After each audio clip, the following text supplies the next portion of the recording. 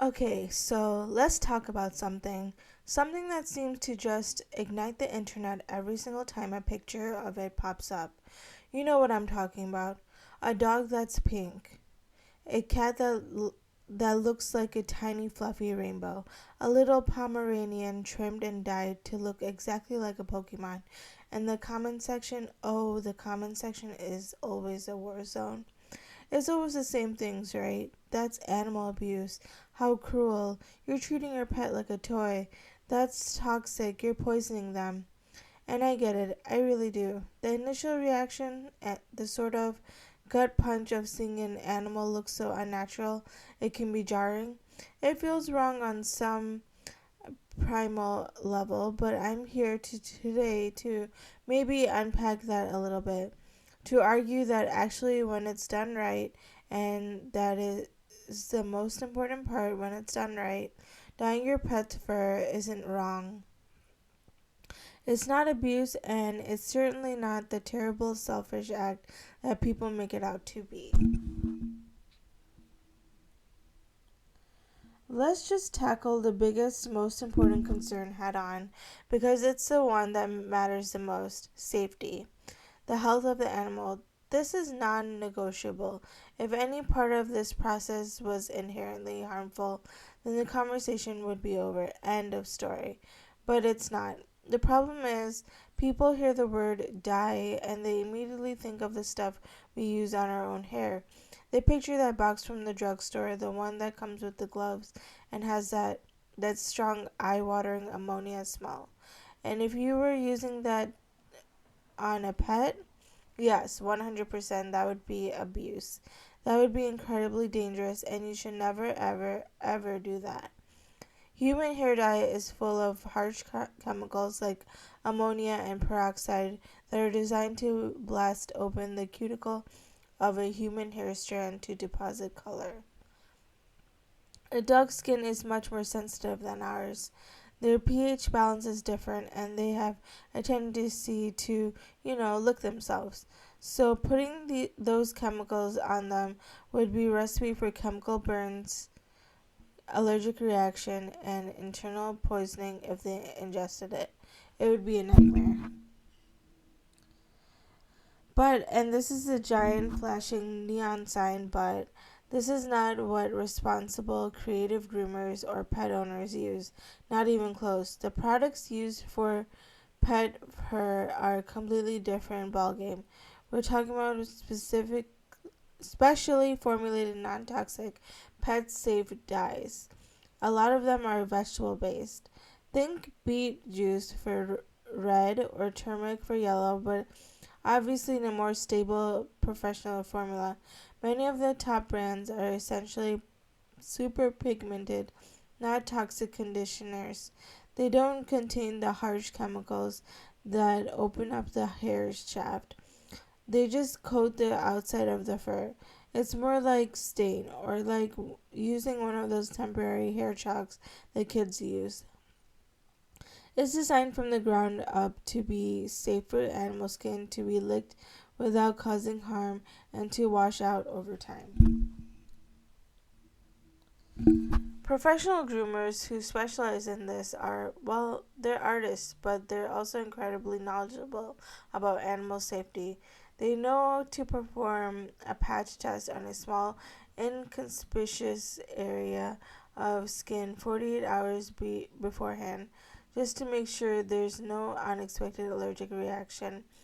They know to keep the dye away from the pet's eyes, nose, mouth, and other sensitive areas. They know how to read an animal's body language. And this is a huge point. If a dog is stressed out, if it hates being bathed, if it panics when it's being handled for a long period of time, a good groomer won't do that. A responsible owner wouldn't ask for it. The pet's comfort and temperament comes first, always. So the idea that these animals are being strapped down and tortured for hours, it's a fiction created by people who don't understand the process.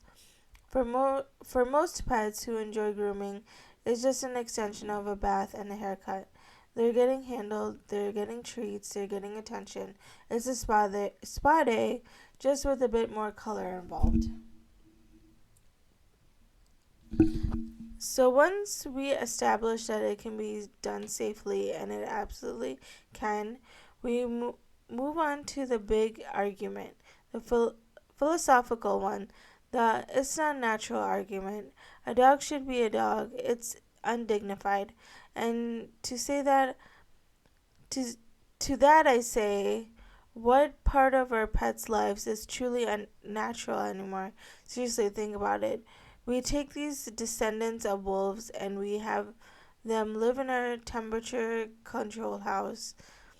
We have them sleep in little fluffy beds. We feed them a diet of processed baked kibble that we buy in a bag from a store. We put them in these little sweaters and raincoats when it's cold or wet outside. We teach them to go to the bathroom in a designated spot in the yard or even on a little pad inside the house. We put them on leashes and tell them they can't chase the squirrel they desperately want to chase. We literally surgically alter them by spaying or neutering them. The entire concept of a pet is by its very definition unnatural. We have spent thousands of years domesticating them, breeding them to have them specific traits that we find desirable: floppy ears, curly hair, short snouts, friendly dispositions. A golden retriever is not a natural wolf.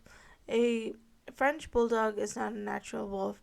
They are the beautiful, loving result of human intervention. So, drawing the line at applying some temporary, non toxic color to their fur seems, well, a little arbitrary, doesn't it?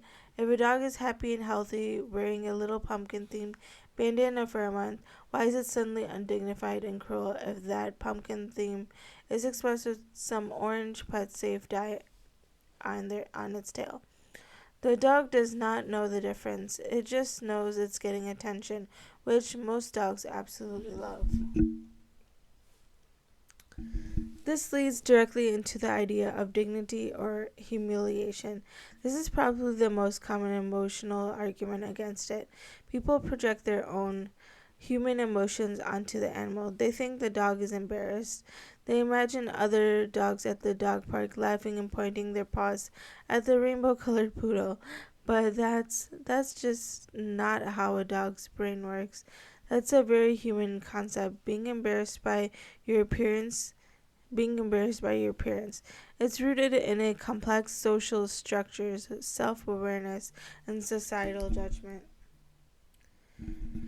A dog's happiness, well-being are based on much more fundamental things. Are they fed? Are they warm and safe? Are they healthy and free from pain? Do they get enough exercise and mental stimulation? Do they receive love and affection from their family pack? Those are the things that dictate a dog's quality of life. The color of their fur to them completely and utterly irrelevant. They can't see most colors the way we do anyway. What they do notice is the extra attention, and for many dogs, especially the super social extroverted breeds, that extra attention is the best thing in the world. People stop to talk to them. They get more pets from strangers. The owner is interacting with them closely during the grooming process. From the dog's perspective, this whole dying thing is just a fantastic excuse for more cuddles, more treats, and more focus on them. They're not humiliated. They're often thrilled. They're the center of attention, and they're loving it. So the big question remains, why do it? If the dog doesn't care, why would an owner do it? Is it just for a silly Instagram photo? Is it treating the pet like an accessory? And I'll be honest, sure, for some people it might be. There are irresponsible people in every hobby, in every community. But the vast majority of people who engage in creative grooming, it's much more than that. It's a form of expression. It's a way to bond with your pet.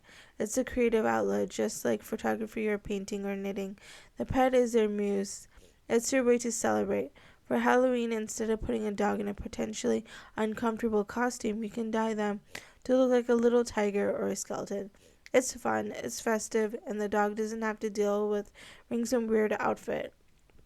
People do it for holidays, for pride parades to show support, for supporting events to match their team's color. It's a joyful activity. There can even be practical reasons. Sometimes people with vision impairments will have to have a small patch of bright color put on their light colored dog so they can see them more easily around the house. Or putting a bright color on a dog's tail can make them more visible when they're running around in big wooded areas. It's not always just for aesthetics.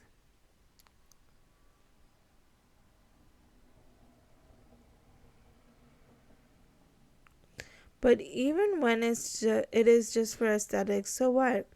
We do things for aesthetics all the time. The entire multi-billion-dollar dog grooming industry is based on aesthetics. Giving a poodle that classic poofy haircut isn't for the poodle's benefit, it's because we think it looks cute. Trimming a Westie's hair into that perfect round shape is for us, not for them.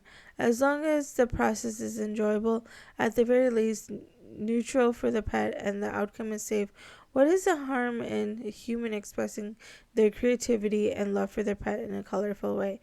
It's a shared activity, a project, a collaboration in a weird way.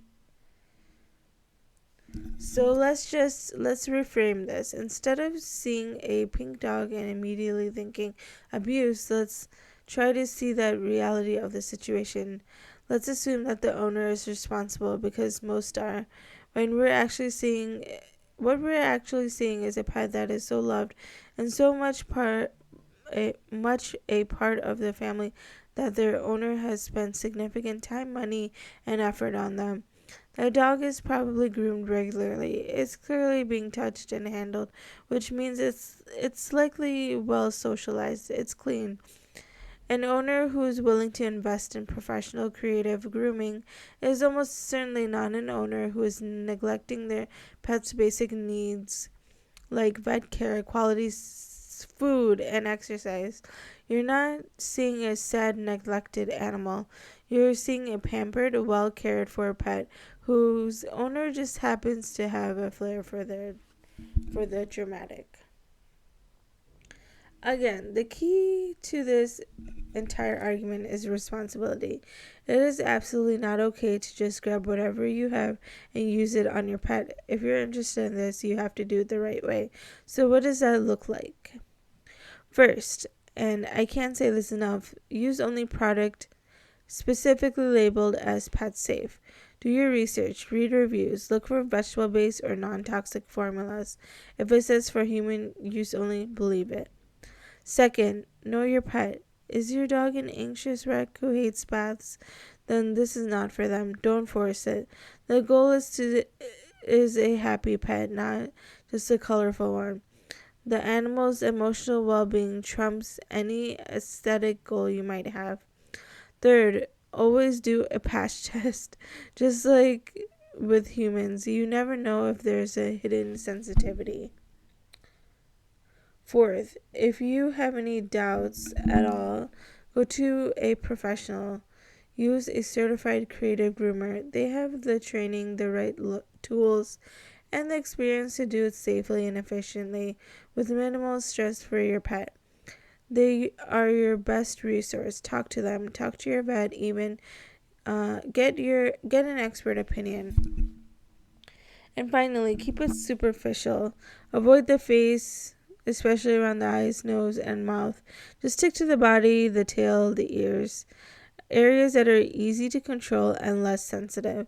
So when you see a dog that looks like a sunset or a cat with a little green tail for St. Patrick's Day, maybe just take a breath before jumping into conclusions. Consider that what you might be seeing isn't an act of cruelty, but an act of love. A quirky, unconventional, maybe even bizarre act of love, but love nonetheless. It's a human and an animal sharing a moment, creating something fun and temporary together.